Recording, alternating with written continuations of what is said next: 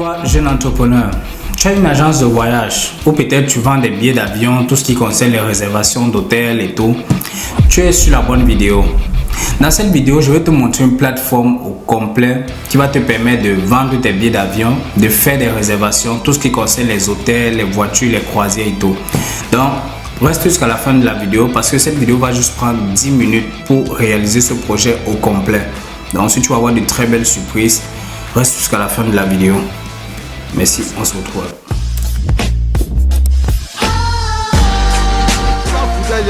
C'est plus que fouiller même. Toi-même qui me parles, toi-même t'as foutaise. Pardon quand t'as même posé des questions comme ça quoi. Tiens ton ordinateur là. Tiens, toi-même t'as foutaise.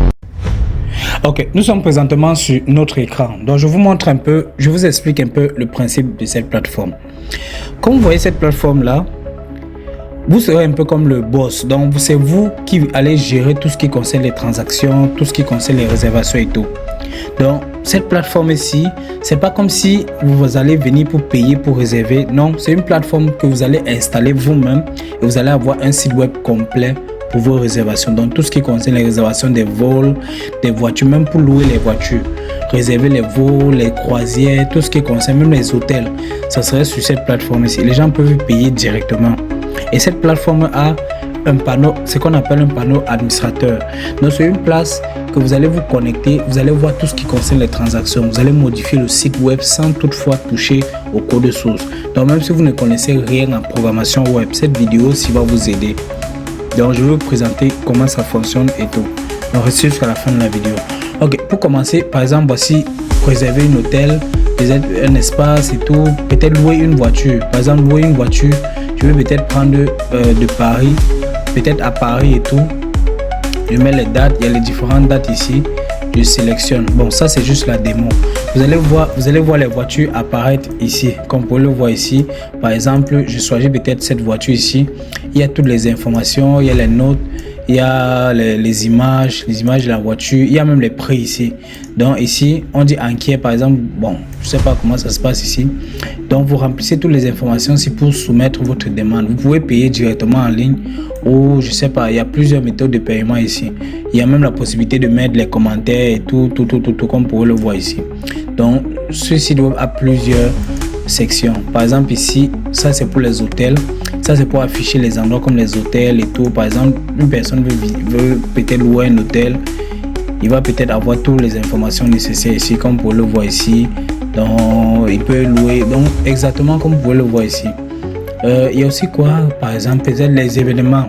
Pour ceux qui aiment louer, qui aiment créer les événements et tout, il y a aussi une section pour louer les événements, pour donner l'accès, vendre les tickets. Vous voyez un peu. Donc vous pouvez voir ici, toutes les informations sont là. Et vous croyez que le site web est en anglais? Oui, c'est en anglais, mais on a la possibilité de traduire. Je vais vous montrer tout ça dans le panneau administrateur. Bref, voilà toutes les informations et tout. Je vais mettre le lien pour la démo. Je ne veux pas beaucoup expliquer. Je vais mettre le lien dans la démo. Comme ça, vous allez voir un peu comment ça fonctionne et tout.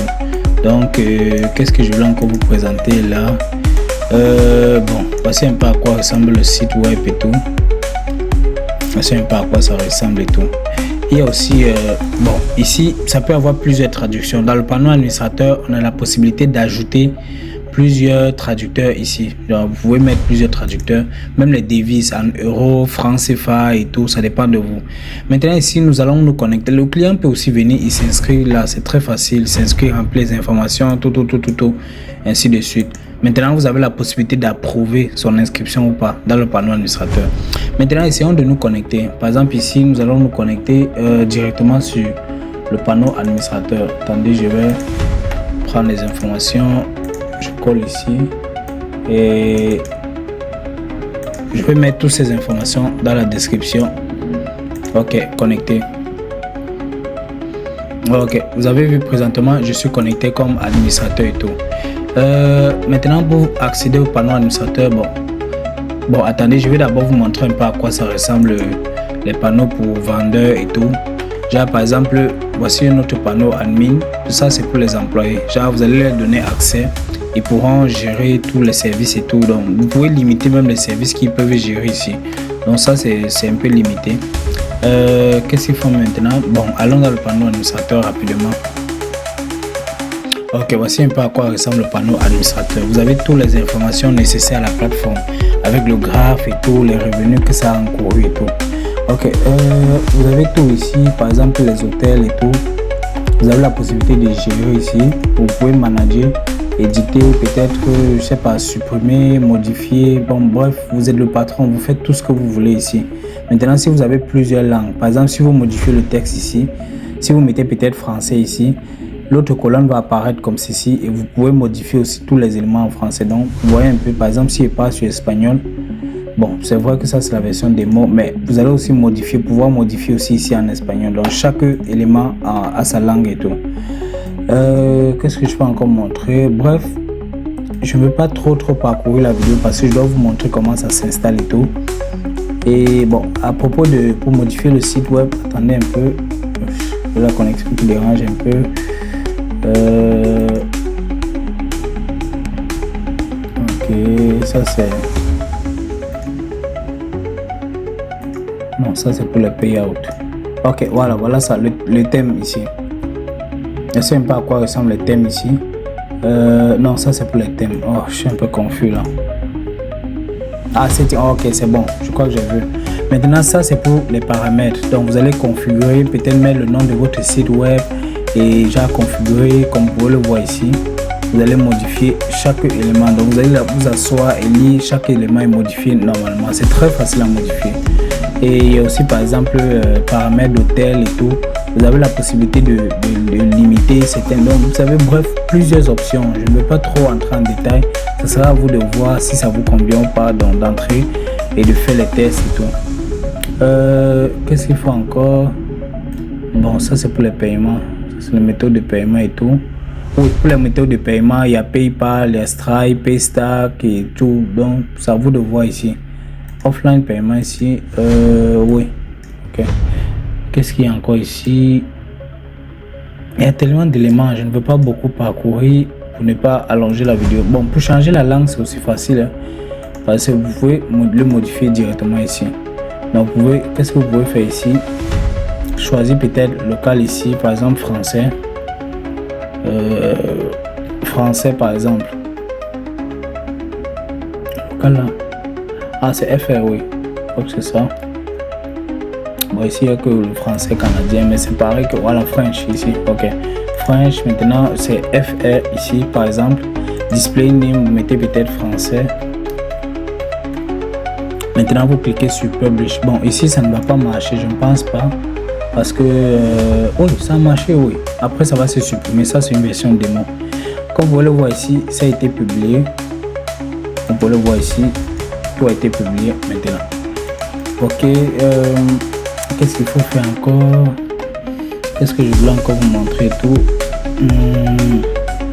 Bref, voilà un peu à quoi ça ressemble et tout. Donc, je vais mettre le lien. Ça sera à vous de voir ce que vous pouvez faire, genre, si ça vous convient ou pas.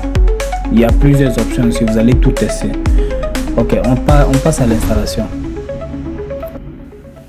Stop, avant de continuer, petite pause publicitaire. Pour ceux qui ne connaissent pas, l'hébergeur qu'on utilise présentement sur cette vidéo ou qu'on va utiliser sur cette vidéo s'appelle Hostinger. Ça, c'est notre partenaire officiel. Pour ceux qui ne connaissent pas, Hostinger, c'est l'un des meilleurs hébergeurs au monde. Donc, si vous avez besoin d'un hébergeur web, d'un nom de domaine, tout ce qui concerne l'hébergement, passez par Hostinger, c'est très moins cher. En plus, si vous passez par mon lien, vous devez avoir 20% de réduction sur tous vos achats.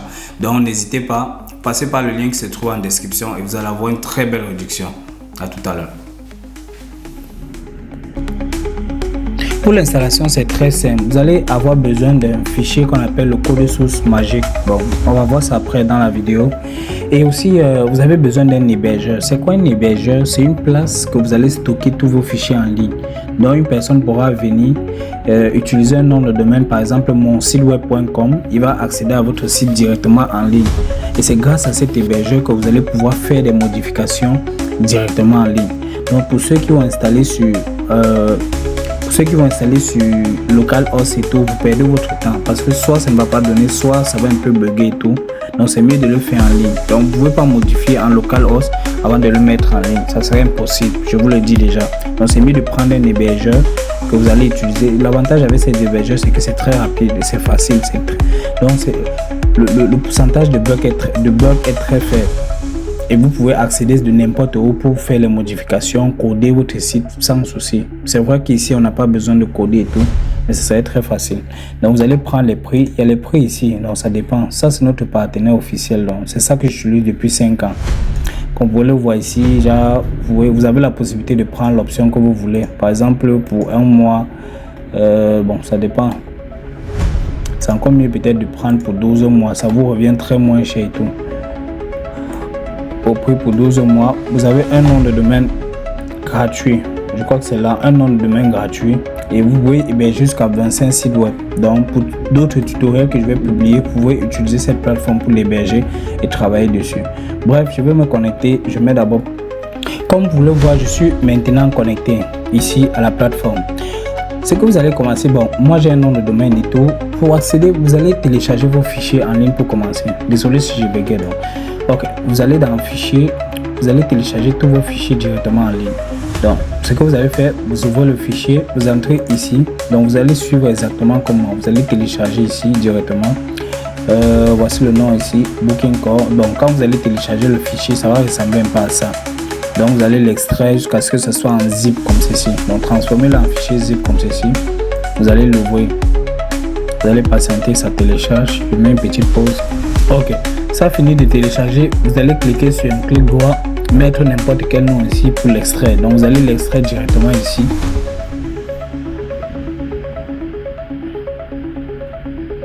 Vous allez patienter qu'il soit extrait ici. Ok, une fois extrait, voici à quoi ressemblent les fichiers. Vous faites un clic CTRL A pour sélectionner tout. Vous cliquez sur Move, vous le déplacez jusqu'ici, jusqu'à ce que ça soit comme ceci, comme c'est Ratchin. Vous cliquez là sur Move. Ok. Une fois que c'est fait, vous allez sur le navigateur et vous entrez votre nom de domaine. Par exemple, je vais taper apicel.com. Vous allez voir, vous allez vous rassurer que tout soit correct ici là. Donc par exemple la version 8.0 au minimum. Donc moi j'ai une version 8.1, je peux augmenter, aller jusqu'à 8.3 ou baisser. Rassurez-vous que ce soit cette version-ci. Maintenant check permission. Vous allez voir tomber sur ceci. Ça sont les permissions d'écriture et de lecture du fichier. Ce que vous allez faire, vous allez aller sur différents endroits ici, public, upload. Donc suivez ce que je fais. Vous cherchez le fichier public. Ok, upload. Attendez un peu. Ok, upload. Vous faites un clic droit. Ceci. Ok, une fois c'est fait, vous faites aussi pareil pour les autres. Storage. Ici, attendez. Storage public. Ok. Storage quoi là? Framework. Ok. Vous allez faire pareil pour tous les autres. Donc, vous allez mettre là que ce soit 775 ici. Ok, storage lock, ok. Storage lock, celui ici. Ok, maintenant Bootstrap cache. Bootstrap cache. Je pars ici. Bootstrap cache. Ok. Permission, oui. Ok. Une fois que c'est fait, vous allez actualiser. Ça va revenir comme ceci. Maintenant, nous allons configurer ici. Vous allez mettre le nom de votre site. Par exemple, je vais mettre Open East Code par exemple. Maintenant, le lien de votre site. Vous allez copier le lien de votre site. Vous allez mettre ici. Maintenant, Setup. Ici, vous effacez ceci. Vous mettez localhost. Maintenant, pour les informations de la base de données, nous allons créer ensemble. Vous allez ici. Vous revenez sur la page de départ. Vous cliquez sur Database. Ok, une fois c'est fait, nous allons créer ici. Par exemple, je vais mettre Booking. Booking, ok. Maintenant, je vais mettre ici, par exemple, je sais pas.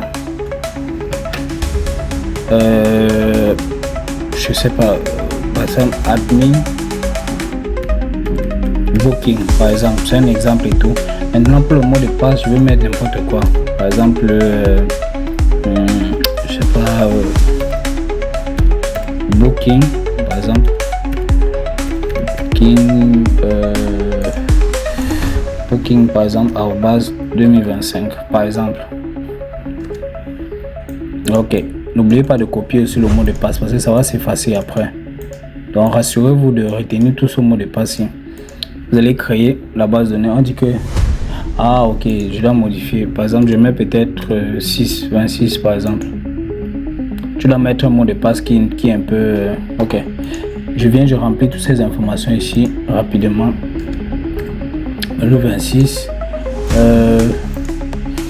Ok. Maintenant, vous copiez juste toutes ces informations que vous avez créées ici. Vous collez là-bas.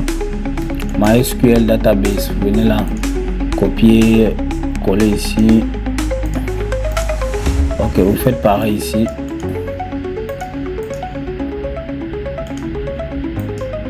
Ok. Une fois c'est fait, maintenant on vous demande un mail ici. C'est avec ce mail que vous allez vous connecter au panneau administrateur. Par exemple, je vais mettre admin@gmail.com. Maintenant, le mot de passe ici, on peut mettre le mot de passe le même mot de passe que la base de données. Par exemple, on peut prendre celui-ci. C'est le même mot de passe qu'on a utilisé. Ok, c'est avec ça qu'on va se connecter. Donc, retenez toutes ces informations ici. Avant de continuer, vous devez d'abord faire le test ici. Donc, vous cliquez sur là. Si ça affiche Successful Connect, ça veut dire que vous avez fait un très bon travail. Vous cliquez juste sur installer pour patienter.